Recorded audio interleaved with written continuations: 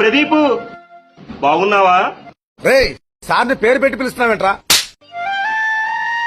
Sorry sir, కొత్తగా join అయ్యాడు. Okay, ఎవరు నువ్వు? రావుని.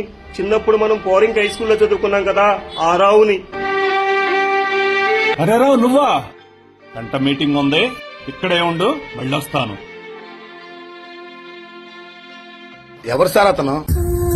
అతను నా చిన్నప్పుడు ఫ్రెండ్.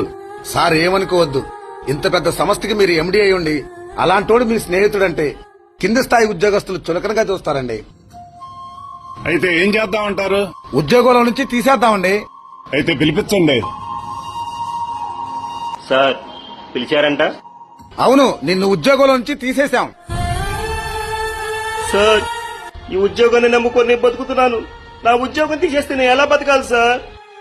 అవునరా, నేను సెక్యూరిటీగా తీసేసి ఈ ఆఫీస్ ఎంప్లాయ్ కింద తీసుకున్నాను. అదేంటి సార్? వాడు నా చిన్ననాటి స్నేహితుడయ్యా. ఈ డబ్బు హోదా రాకముందు నుంచే వాడు నాతో ఉన్నాడు. ఇవాళ ఇవన్నీ వచ్చిన తర్వాత వాడు పేదాడని వదులుకుంటానే ఏంటి? స్నేహం చాలా గొప్పది. స్నేహానికన్న మిన్న లోకాన లేదురా అడగా